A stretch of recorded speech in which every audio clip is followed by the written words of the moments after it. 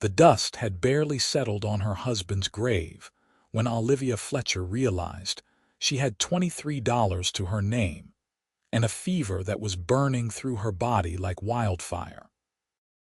She stood in the doorway of the small house on the edge of Reno, Nevada, watching the sun bleed orange across the desert horizon in the summer of 1878, and knew with certainty that death was coming for her too, unless she could scrape together enough money for the medicine Dr. Hayes had prescribed. The tuberculosis had started as a gentle cough 3 months ago, but now it rattled in her chest like stones in a tin can, and blood spotted her handkerchief every morning. Her husband Thomas had died from the same disease just 2 weeks earlier, and the cost of his brief treatment and burial had drained everything they had saved from 3 years of hard work. The furniture had already been sold. The wagon was gone. Even her wedding ring had been pawned to pay for Thomas's casket. Olivia stood at 21 years old with nothing but the clothes on her back, the house they rented, and the long auburn hair that fell past her waist, thick and shining like polished copper even in her illness. She touched her hair now, running her fingers through the heavy mass of it, and remembered how Thomas used to brush it for her in the evenings, how he would wrap it around his hand and pull her close for a kiss. The memory made her eyes sting, but she had no time for tears. Dr. Hayes had been clear. Without the medicine, she had maybe 3 months. With it, she might have a chance at survival. The cost was $60, an impossible sum for a woman with nothing. Olivia walked into town the next morning, her best dress hanging loose on her frame. She had lost weight over the past months, and her face had taken on the hollow-cheeked look of the seriously ill. But her hair was clean and brushed until it gleamed, cascading down her back in waves that caught the morning light. She had a plan, though it broke her heart to even consider it. The barber shop on Main Street was run by a thin man named Gerald, who also dealt in hair buying for wig makers back east. Olivia had heard other women talk about it in hushed voices, how the fashion ladies in New York and San Francisco would pay good money for quality hair. She pushed open the door and the bell jangled overhead. Gerald looked up from sweeping, his eyes widening when he saw her. "Mrs. Fletcher," he said, his voice cautious. Everyone in Reno knew about Thomas, about the sickness that had taken him. "I want to sell my hair," Olivia said, her voice steady despite the trembling in her hands. "All of it. How much will you pay?" Gerald set down his broom and walked around her in a slow circle, assessing. He lifted a section of her hair, rubbing it between his fingers, holding it up to the light streaming through the window. Olivia stood perfectly still, feeling like livestock at auction, but she kept her chin high. "It is fine quality," Gerald admitted. "Thick, healthy, good color. Length like this is rare." He paused, calculating. "I can give you $45 for it." Olivia's heart sank. It was not enough. She needed $60 for the medicine, and she still had to eat, still had to pay rent. $50, she countered, though she had no leverage to bargain with. Gerald shook his head. $45 is more than fair, Mrs. Fletcher. That is my final offer." She wanted to argue, wanted to plead, but she could see in his face that he would not budge. "All right," she whispered. $45. Gerald gestured to the barber chair, and Olivia sat down slowly, staring at her reflection in the mirror. Her hair was the last thing she had that was truly hers, the last piece of her old life, of the girl she had been before illness and death had ravaged everything. She thought of Thomas one more time, then nodded. Gerald worked quickly and efficiently, gathering her hair into a thick rope and tying it in several places before taking up his shears. The first cut made a sound like tearing fabric, and Olivia felt the weight lift from her head. She closed her eyes, unable to watch as he continued cutting, cropping it short against her skull.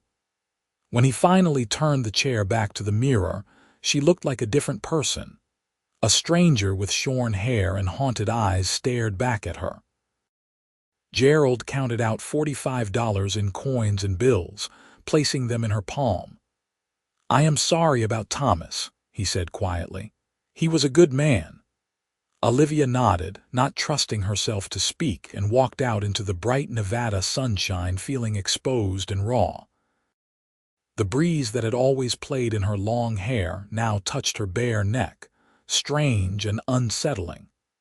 She walked directly to Dr. Hayes's office, her fist clenched around the money. The doctor was a tired-looking man in his 50s with kind eyes and permanent shadows under them from too many late-night calls. He looked up when she entered, and his expression softened with sympathy. "Mrs. Fletcher," he said, "have you reconsidered the treatment?" "I have the money," she said, placing $45 on his desk. "Or most of it. I can get you the rest. Please, I need that medicine." Dr. Hayes looked at the money, then at her newly shorn head, and understanding crossed his face. He was quiet for a long moment. "Mrs. Fletcher, the medicine is $60 because that is what it costs me to order from San Francisco. I cannot, please." The word came out broken, desperate. Olivia hated the sound of it, hated begging, but she was out of options. "I will find a way to pay you the rest. I will work for you, clean your office, anything. I just need a chance." The doctor picked up the money, counting it slowly. Then he stood and went to his medicine cabinet, pulling out several brown bottles. "This is a 3-month supply of the treatment," he said, setting them on the desk. "You will take 1 spoonful 3 times daily with food. It will taste terrible, and you may feel worse before you feel better, but you must not stop taking it." "But I am still short," Olivia said, confused. "Consider the remaining $15 a debt you will pay when you are well enough to work," Dr. Hayes said firmly. "I lost my own wife to tuberculosis 5 years ago. I will not let another young woman die for lack of medicine when I have the power to help." Olivia felt tears spill down her cheeks, and she did not try to stop them. "Thank you," she whispered. "Thank you so much." She left the doctor's office with the bottles clutched to her chest like treasure, hope stirring in her heart for the first time in weeks. But as she walked back toward home, she calculated grimly. She had no money left for food or rent. The medicine would do her no good if she starved to death or ended up on the streets. Olivia spent the rest of that day walking through Reno, asking at every business if they had work. But a sick woman with no skills beyond keeping house was not an appealing prospect for anyone. The saloon owner laughed in her face. The general store already had help. The hotel was not hiring. By evening she was exhausted and feverish, her chest aching with every breath, and no closer to a solution. She was walking past the livery stable at the edge of town when she heard a commotion inside. A horse was screaming, the sound high and terrified, and men were shouting. Without thinking, Olivia moved toward the noise and peered through the open doors. A large bay stallion was rearing and plunging in the center of the stable, eyes rolling white with fear. 2 men were trying to rope him, but every time they got close, he lashed out with his hooves, forcing them back. In the corner, a 3rd man stood watching, his arms crossed over his chest.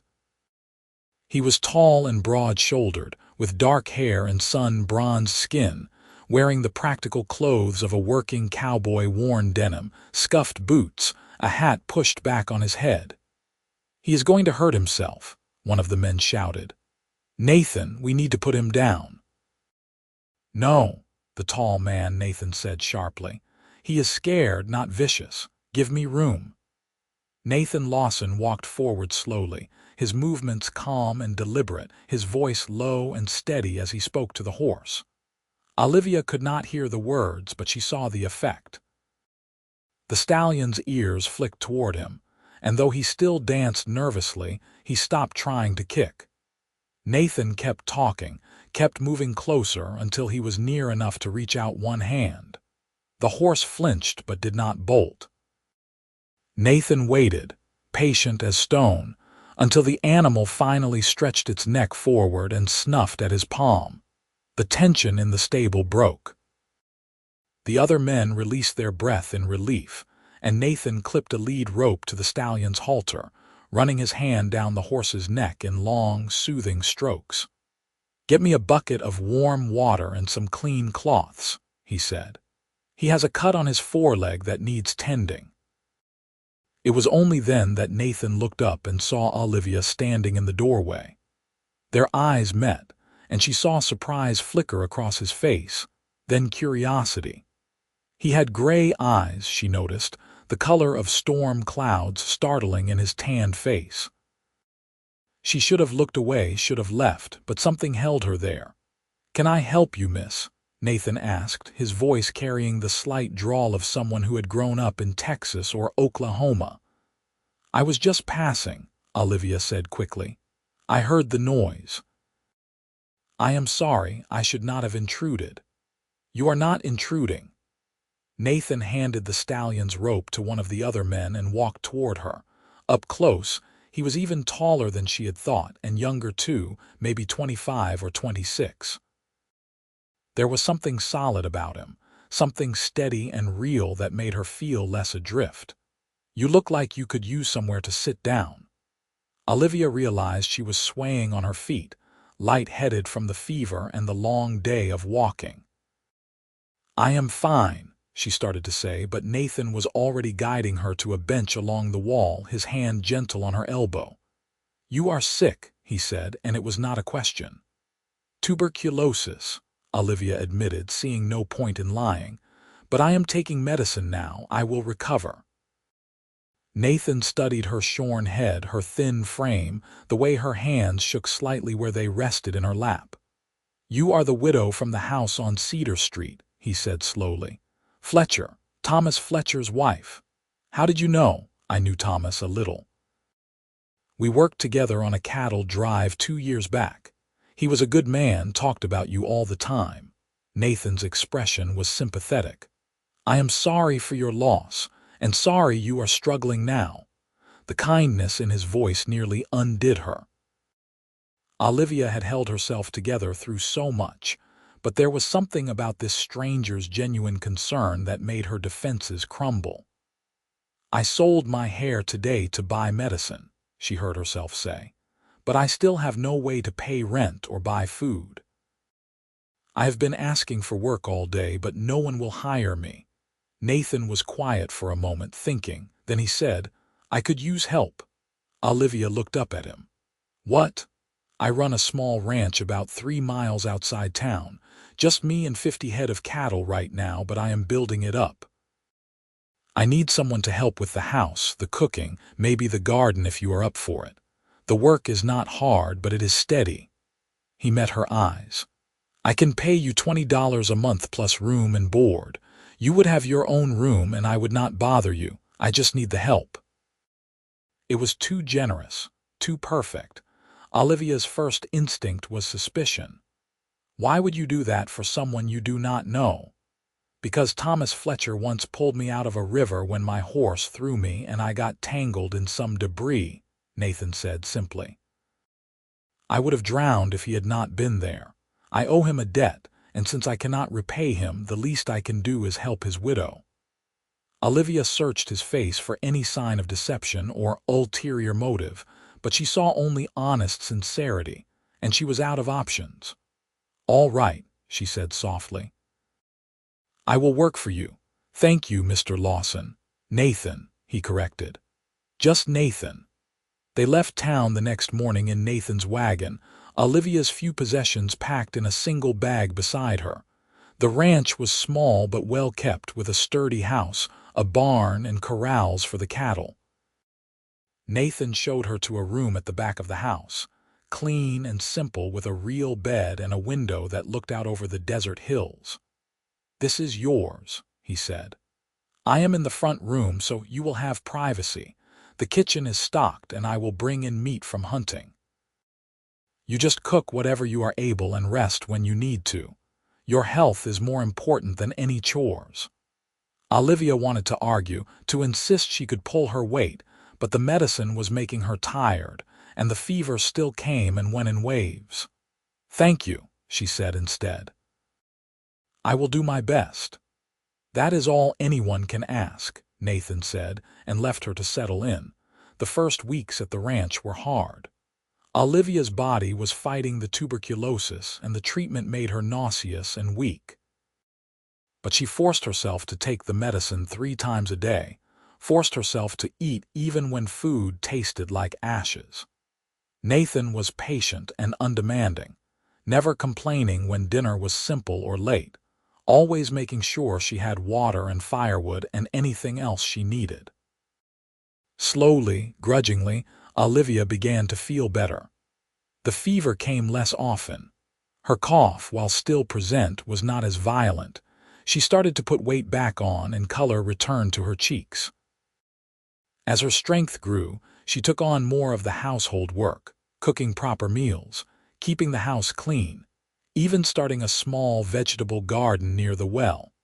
Nathan worked from dawn until dusk, riding out to check on the cattle, mending fences, breaking horses for extra money.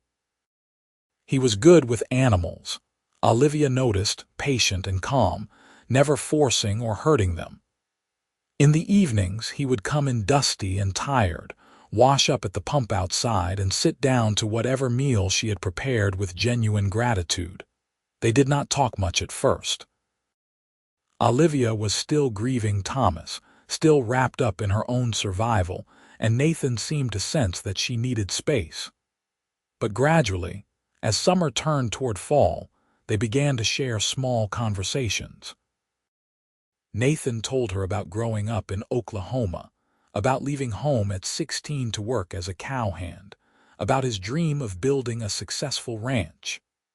Olivia told him about her childhood in Missouri, about meeting Thomas at a church social, about their journey west in search of a better life. "Do you regret coming to Nevada?" Nathan asked one evening as they sat on the porch watching the sunset paint the sky in shades of pink and gold. Olivia considered the question. "I regret that Thomas died," she said slowly. "I regret the sickness, but I do not regret the choice to come west. Thomas and I had 3 good years together before he got sick. That is more than some people ever get." Nathan nodded, his expression thoughtful. "He was lucky to have you." "I was lucky to have him," Olivia corrected. Then, because it felt important to say, she added, "And I am lucky that you helped me. I would be dead now if you had not." "You would have found another way," Nathan said. "You are stronger than you think." But Olivia was not so sure.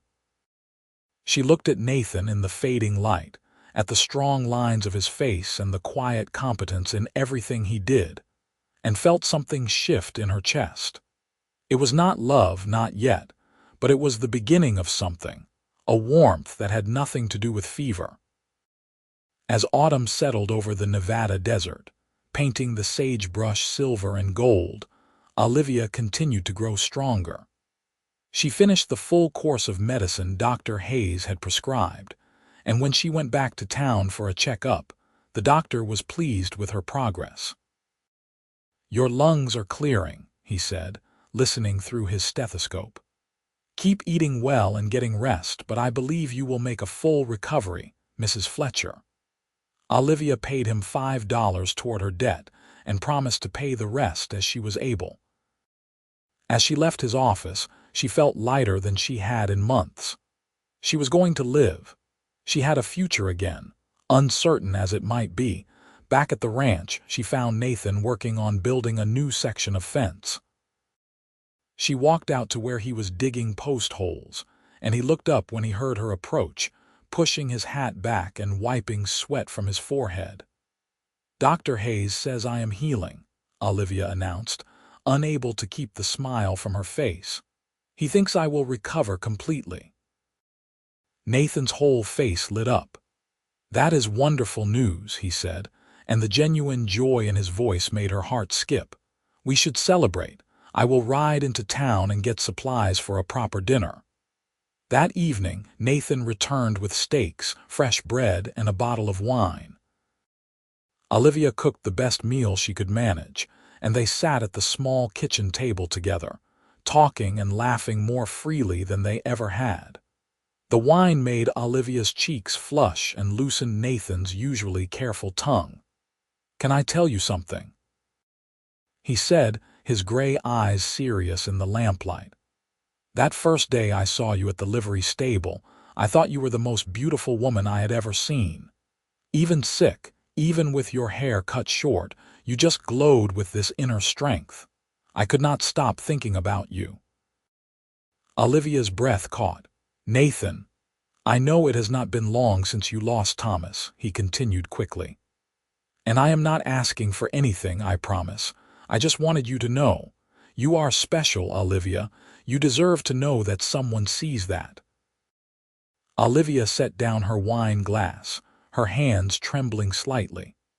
She had been so focused on surviving that she had not let herself think about feelings, about the future, about the possibility of love again.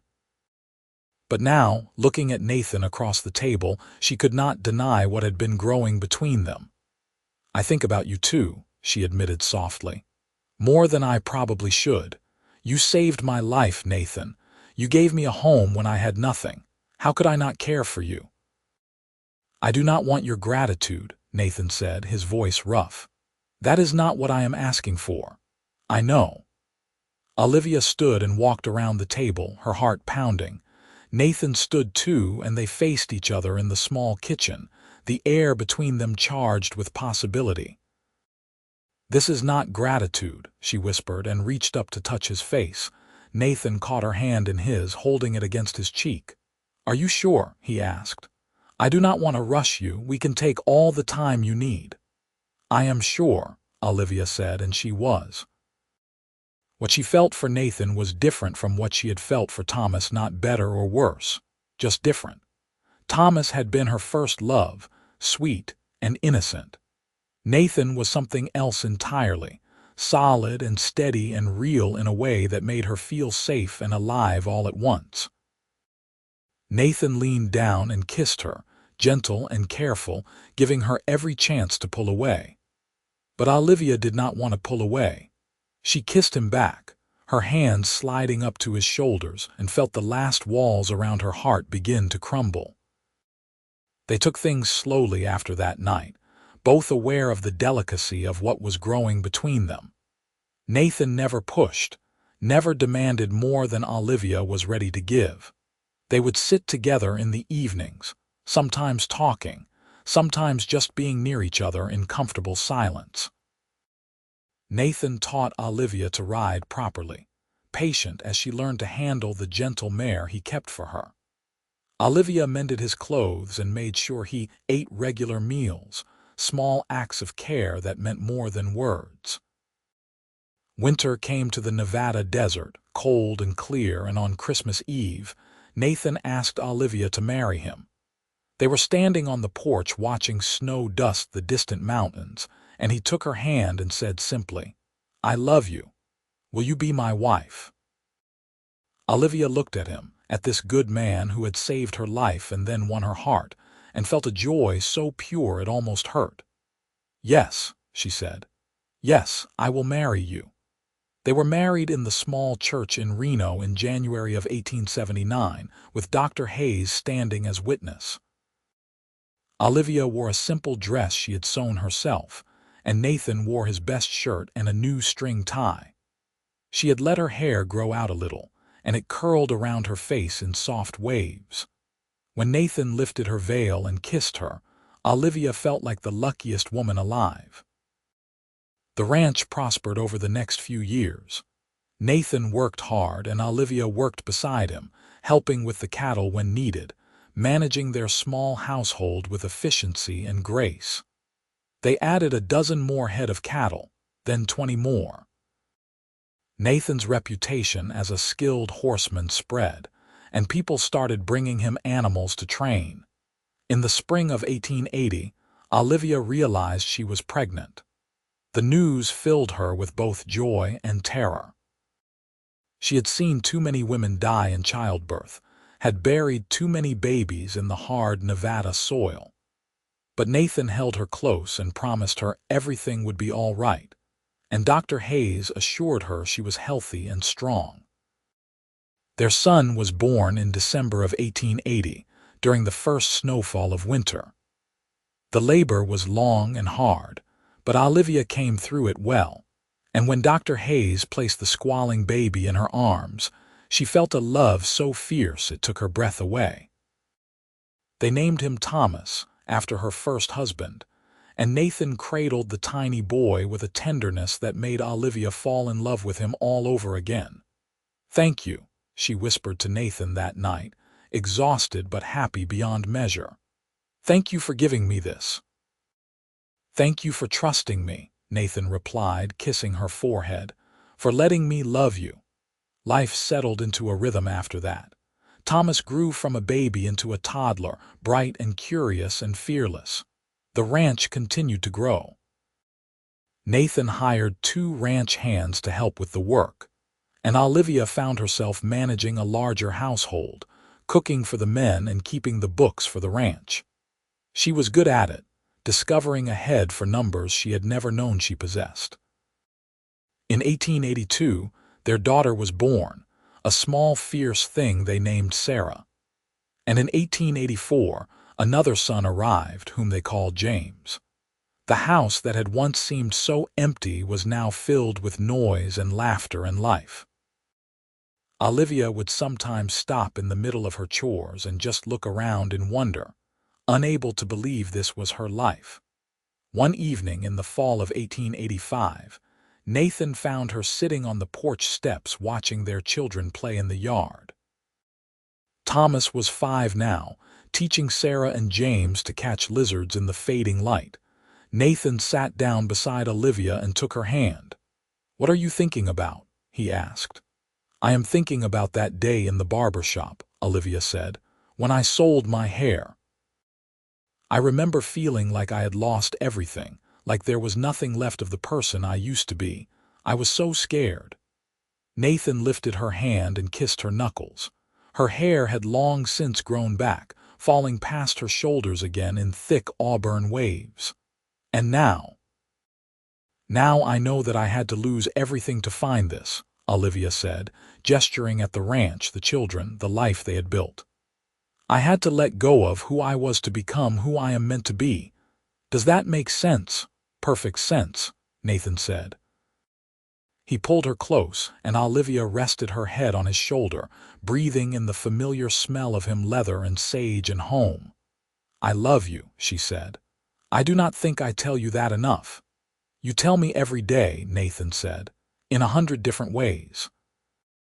As the sun set over the Nevada desert, painting the sky in brilliant shades of orange and purple, Olivia watched her children laugh and play. She thought about the girl she had been at 21, standing in that doorway with nothing but the hair on her head and the will to survive. She had sold her hair for medicine, had traded the last piece of her old self for a chance at a future. And that future had turned out to be more beautiful than anything she could have imagined. Thomas noticed his parents on the porch and came running over, Sarah and James trailing behind him. "Mama, Papa, come see what we found," he shouted, holding up a horned toad with great pride. Nathan stood and offered Olivia his hand, pulling her to her feet. Together they walked down into the yard, joining their children in their discoveries. The evening air was cool and clean, and somewhere in the distance, a coyote howled at the rising moon. Olivia looked at Nathan, at the way the fading light caught in his gray eyes and made them shine, and felt her heart overflow with gratitude. She had lost everything once: her husband, her health, her home, even her hair. But from that loss had come this abundance, this rich and complicated life full of love and work and purpose. She had learned that sometimes you had to let go of everything you thought you needed to find what you truly needed. And what she needed was right here, in this man and these children and this hard, beautiful land. The ranch continued to thrive as the years rolled past. By 1887, Nathan had expanded their holdings to include 200 head of cattle and 20 horses. He had built a reputation as one of the best horse trainers in northern Nevada, and people came from as far away as Carson City to buy animals he had trained. The original small house had been expanded twice, and now boasted 6 rooms and a real wood floor throughout. Olivia managed the business side of the ranch with increasing skill, keeping meticulous records of every sale and purchase, negotiating prices with buyers who came to look at their stock. She had a sharp mind for numbers and an even sharper instinct for when someone was trying to cheat them. More than once, Nathan had watched her drive a hard bargain with a cattle buyer and felt a surge of pride and admiration. Their children grew strong and healthy. Thomas, at 7, was already showing signs of his father's way with animals, spending hours in the barn with the horses. Sarah, at 5, was fierce and independent, more likely to be found climbing trees or catching snakes than playing with dolls. James, at 3, was the quiet one, thoughtful and watchful, content to sit with his mother and look at the few books they owned. In the spring of 1888, Olivia realized she was pregnant again. She was 31 now, and this pregnancy felt different somehow, harder on her body. But Dr. Hayes examined her and declared everything normal, just the natural challenges of carrying a child when you were a bit older and already managing a busy household. "You are healthy as a horse," the doctor told her with a smile. "This baby will be fine, and so will you." Olivia wanted to believe him, but she could not shake a feeling of unease. She had been lucky with her first 3 pregnancies, but she knew too many women who had not been so fortunate. She tried not to let her worry show, but Nathan knew her too well. "What is wrong?" he asked one night as they lay in bed, his hand resting on the gentle swell of her belly. "I am scared," Olivia admitted. "I know that is foolish, but I cannot help it." "It is not foolish," Nathan said. He pulled her close, her back against his chest, his arms wrapped around her. "But you are the strongest person I know, Olivia. You have survived things that would have broken most people. You will get through this too." "What if something goes wrong?" she whispered. "What if I leave you alone with the children?" "Nothing is going to go wrong," Nathan said firmly. "I will not let it. And Dr. Hayes will be there the whole time. You are going to be fine." Olivia wanted to believe him, but the fear lingered at the edges of her mind throughout the summer and into the fall.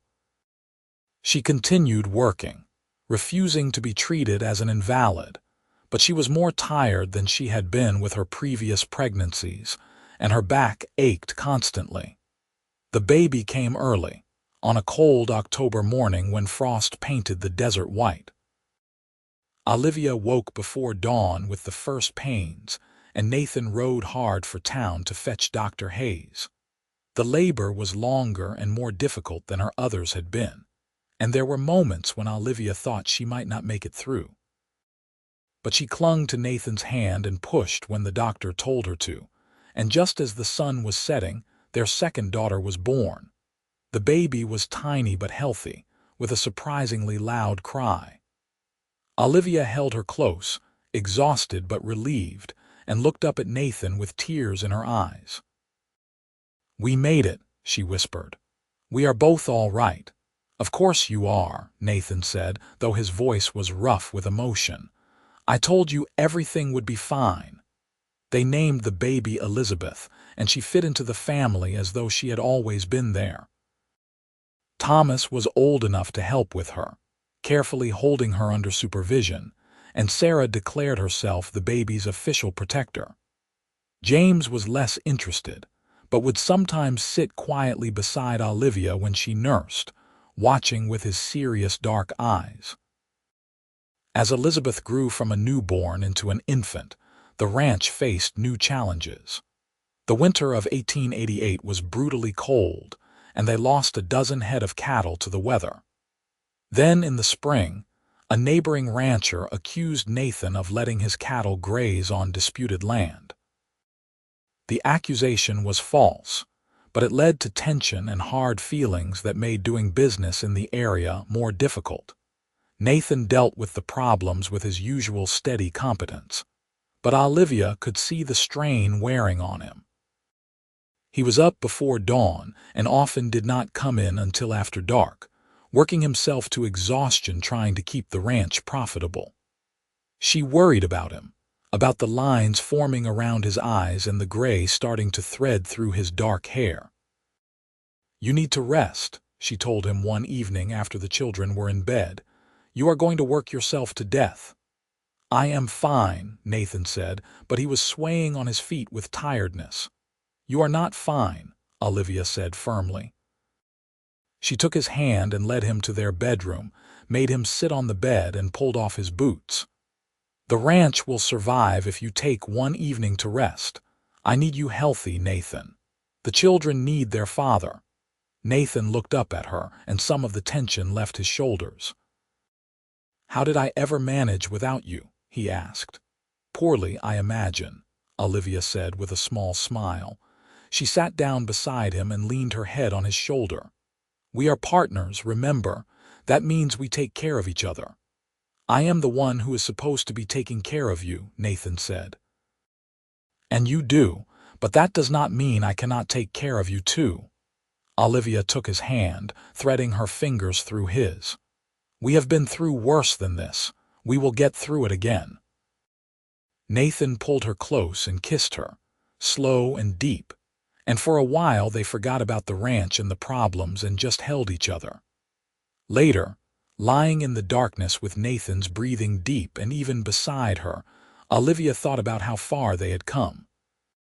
10 years ago, she had been alone and desperate, selling her hair for medicine with no idea if she would survive. Now she had this man, these children, this life they had built together through hard work and determination and love. The dispute with the neighbor was eventually resolved through mediation, and the ranch continued to grow. By 1890, they were one of the most successful operations in the area. Nathan's horses were in demand throughout Nevada and into California, and their cattle were known for their quality. They had paid off the debt on the land and even managed to buy an adjacent property, expanding their range. Olivia was 33 now, and Nathan was 37. They had been married for 11 years, and the love between them had only deepened with time. Nathan still looked at her sometimes like she was the most precious thing in the world, and Olivia still felt her heart skip when he walked into a room. Their children were growing up strong and capable. Thomas, at 10, was already helping his father with the horses in a meaningful way. Sarah, at 8, could ride as well as any adult and was fearless around even the most difficult cattle. James, at 6, had discovered a love of reading and would pore over any book or newspaper that came into the house. And Elizabeth, at 2, was a bright and cheerful presence, adored by her older siblings. In the summer of 1891, the whole family took a trip to Carson City for the state fair. It was the first time any of them had left the immediate area around Reno, and the children were wild with excitement. They rode in the wagon for 2 days, camping overnight under the stars, and arrived at the fairgrounds tired but happy. The fair was overwhelming in the best way: music and lights and crowds of people, livestock competitions and horse races, and vendors selling everything imaginable. Nathan entered 2 of his horses in the competition and won first prize for both, a triumph that made him grin like a boy. Olivia bought the children candy and let them ride the carousel, watching their faces light up with joy. On the last evening of the fair, Nathan took Olivia's hand and led her away from the crowds, up to a quiet hill overlooking the fairgrounds. The sun was setting, and the whole valley was bathed in golden light. Remember when you asked me if I ever regretted coming west? Nathan said, his arm around her shoulders. I remember, Olivia said. I have never regretted it, Nathan said. Not for 1 second, because if I had not come to Nevada, I never would have met you. And you are the best thing that ever happened to me, Olivia, you and our children. This life we have built, I would not trade it for anything.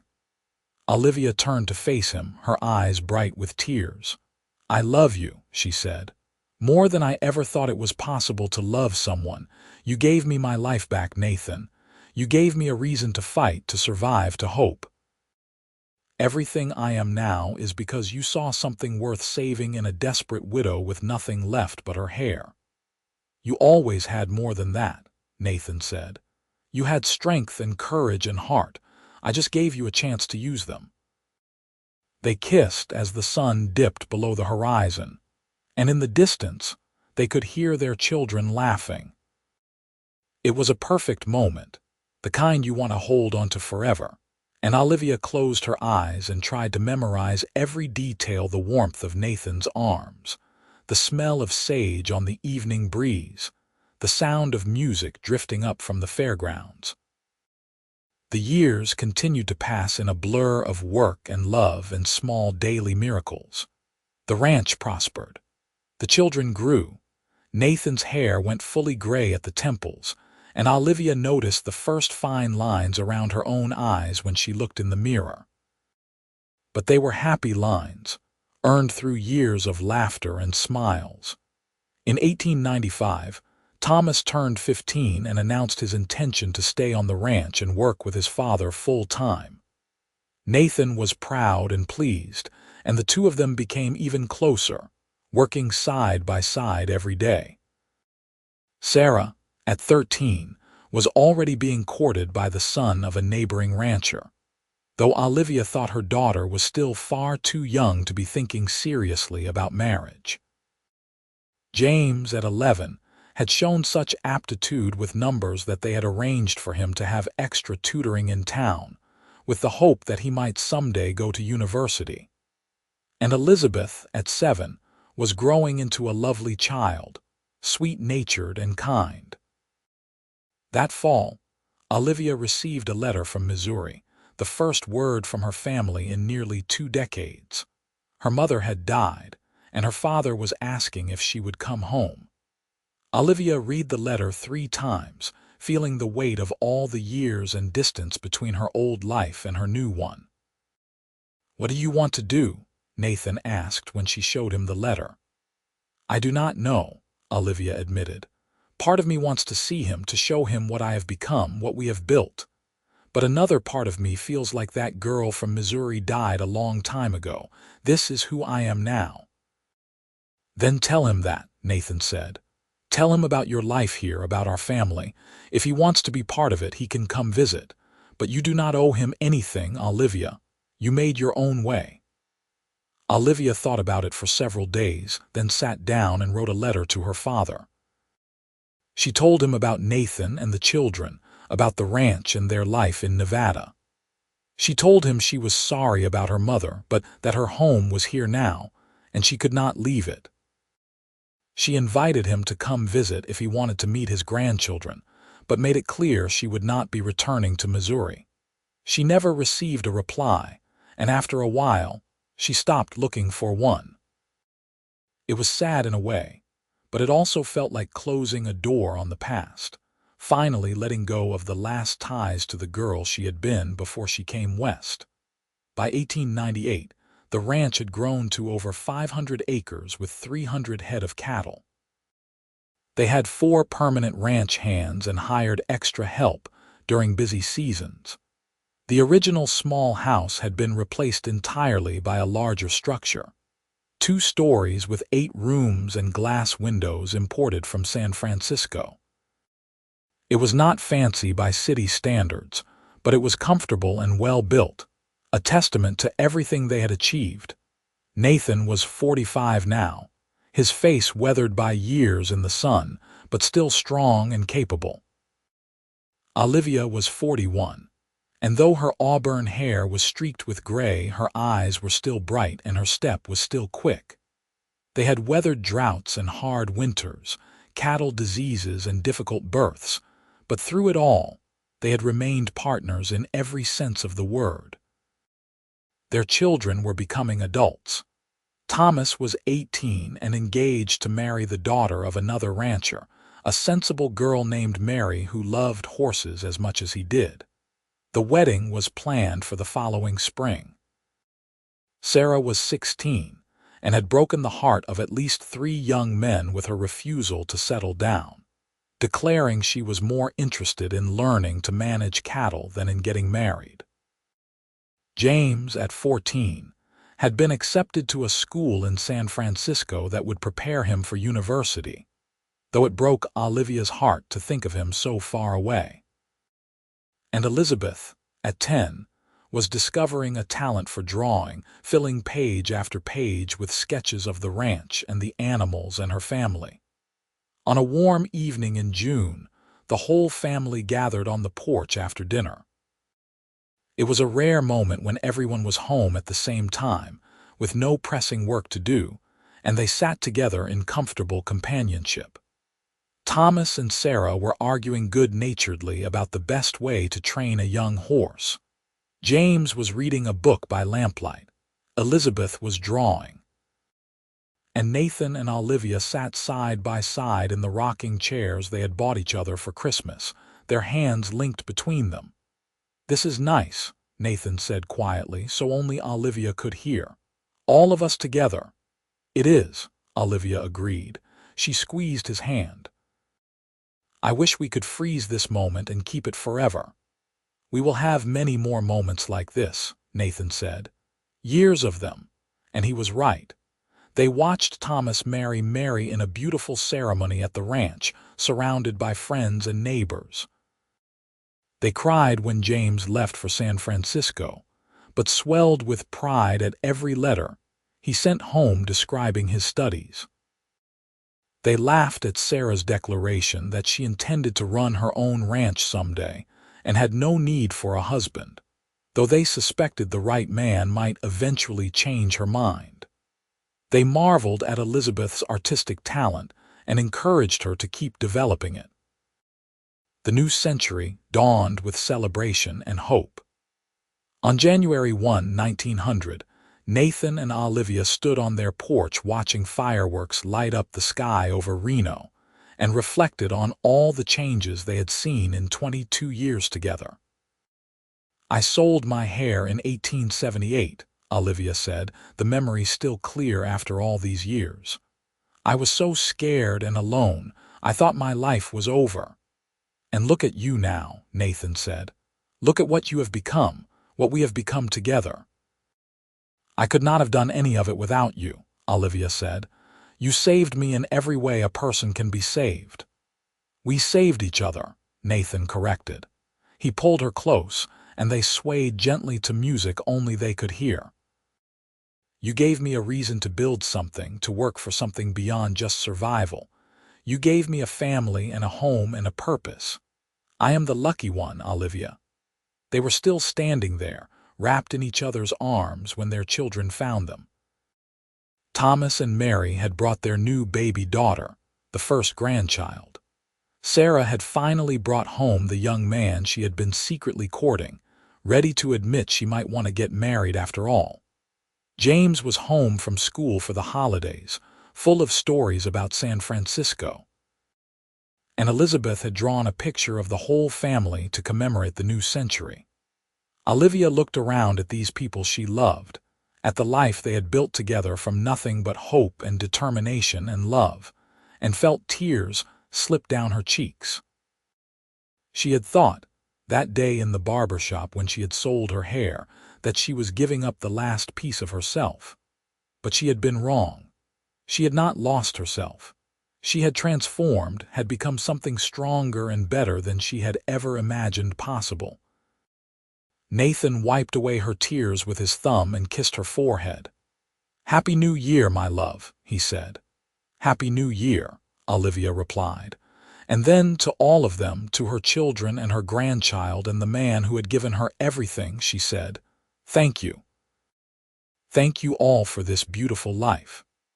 As the fireworks continued to explode overhead, painting the desert night in brilliant colors, the Lawson family stood together on the porch of their ranch house, surrounded by love and laughter and the promise of many more years to come.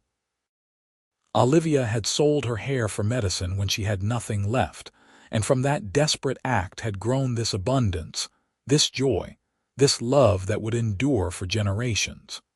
She had survived, and more than survived. She had thrived. And she had done it with Nathan Lawson by her side, the cowboy who had seen her worth when she was at her lowest, and had loved her into wholeness again. The years that followed were gentle and good. They saw Sarah marry her rancher and start her own successful cattle operation. They watched James graduate from university and become a teacher, bringing his learning back to Nevada to educate the next generation. They delighted in Elizabeth's wedding to an artist from Carson City, and smiled when she opened a small gallery there to show her work. And they cherished every moment with Thomas and Mary and their growing family, 4 grandchildren who brought new life and energy to the ranch. Nathan and Olivia grew old together, silver-haired and content, still working side by side until the day Nathan's heart finally gave out in the spring of 1912. He died peacefully in his sleep with Olivia beside him, and she held his hand and whispered her love one last time. She missed him with an ache that never fully went away, but she was grateful for the 40 years they had shared, grateful for every moment. Olivia lived another 6 years, surrounded by her children and grandchildren, the matriarch of a large and loving family. She died in her sleep in 1918 at the age of 61 and was buried beside Nathan on the hill overlooking the ranch they had built together. On her gravestone, Thomas had the words inscribed, "She had nothing but hope, and from that she built everything."